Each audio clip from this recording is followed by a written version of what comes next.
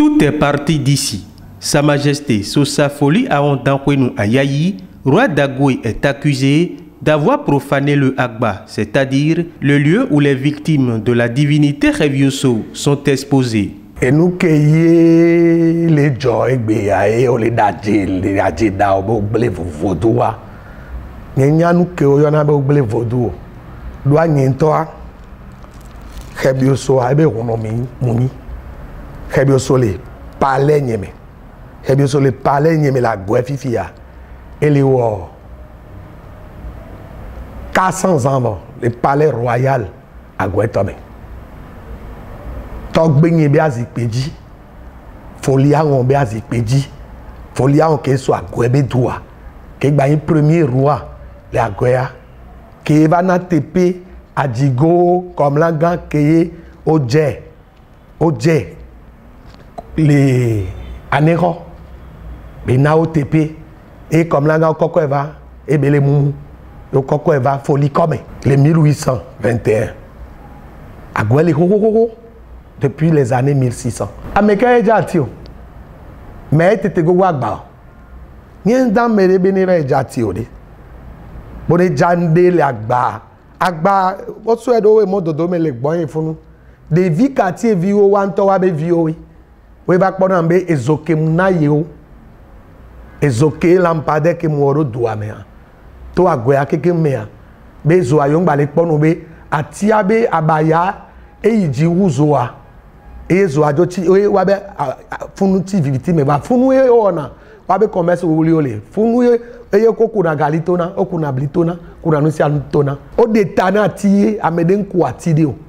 Image a ewan e mi le pon. Atia ewan agba ameden dalo enti o. Wan towe so bongo so trodwe. Bongo a ele funu wanto eso bongo trodui amesi amekwe mba laisser bruit autant ko yoyo so sa reluye amede pepe munya be ajigo towa azipe fifinji ona invali ono baye folia on ba zipe di ono amekeye miao eduto yeke fiona goya unique et légitime et fiona goya. Histoire Guéto a des livres tout lointivo. A me dente be jaba gbron agwe be yan. O le jila wo muye, o jila wo mu. O okua kaka o ton kaklai. O ton kaklai ni gbodo me make ton kaklai sijo. Mba bi o se nu ke o mi le yo yin ke nu ke jo. Mba to no be mi ato mi calme mi ade ke nu ke jo. O be nso ati mbe na e fi mi fi obe do won e fi obu so na ti o. E ati wan chan unya be agbale funu ni mu we o. Mais au début, il y avait vu un temps de bail. Nous, comment nous les pouvons pas calculer pour dos alimentam les AP garde cogne au bemme. Blessé royaume mais véblibo. Mi to les conji. Et bon, on tente de founo. Soja we mi yo ova comme il conji il kaka come. Il y a qui fait grand de cas. Hein? Mai patia, mai sok pachada lo me lai pa atia. Très bien sauvé, nous il y a 50 ans. Et nous qui jouons la gueule, on va les dapaber, au gman, au bleu vaudou, au aleka, et n'y a gina me balle. Et n'y a gina me n'y a o. Ah, ok, pas d'année, à n'y a tipoa, au beau blagba. À me demouer, on va gbagba, on dépo. Au bé, on noie d'eau bébé, sous sa mouni, à gueto, à guevidi 100% béni. Les états agwe et non agwe et béni. Avec le gouvernement, on a mis le doigt. On est soigné à vaudou, mais de quoi qu'il y a de go. Ne au bleu vaudou, au bleu vaudou avec les gbanois. Au gban, et nous caméra, et nous n'y que va toquer à clafia. Et du temps, avec que patiené doit la bénéto le doigt. Et doigt, mais agwe vion balé dit nous et du peu le concours. Agwe tiane ou sous bas concours viré.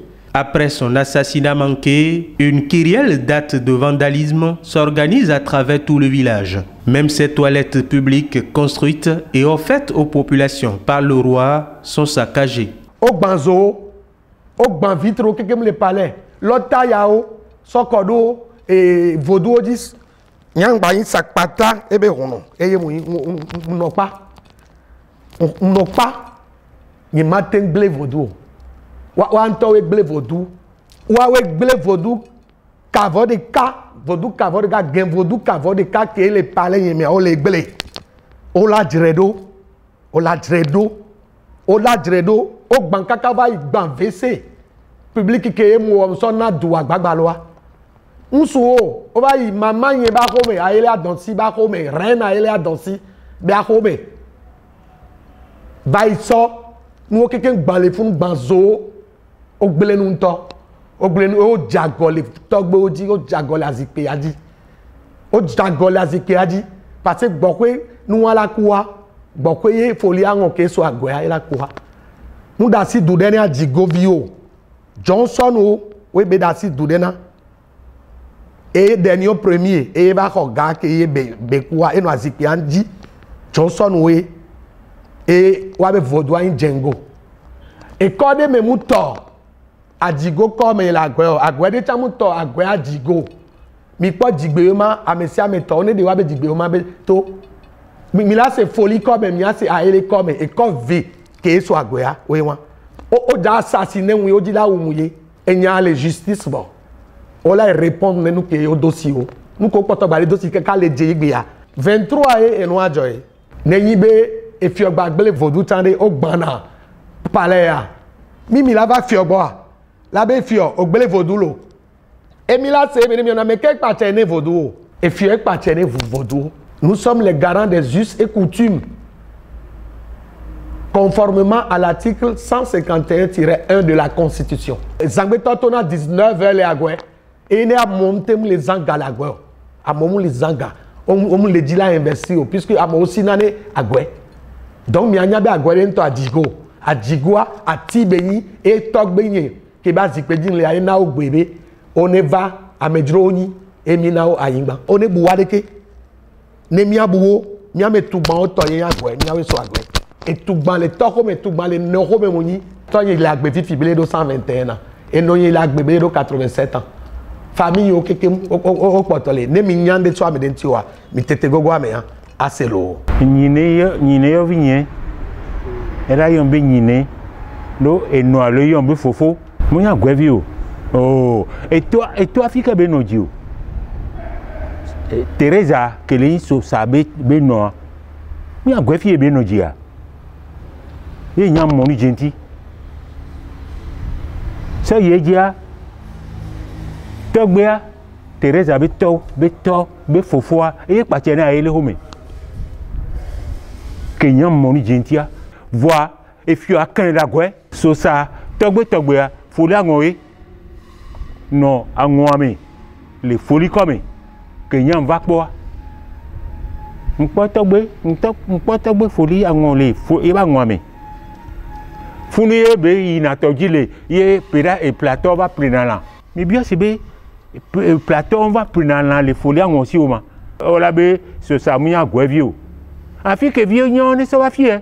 Dans le palais royal d'Agoué, 41 divinités s'y trouvent. So sa folia ngwa edu fioa togbe basi peji ebele togbe folie angon basi peji ebele bon folie angon e so agwe ke ya mu masenya sukuru mini mu non mission catholique ye c'est un on domi toi mais bien c'est éduquer du ya de mais que tu béni mais que créer mais que chose de terme mia que ma pour tout moyen et tu béni né et bon ko appelle groupe nya hoyi e ko nu ka be yo be agwe ya ke mi kwa be folia ngwe sui on ko asila me ve si ko de on a zeve on a de boa de tu mo toi on a folia ngwe ça va le bowe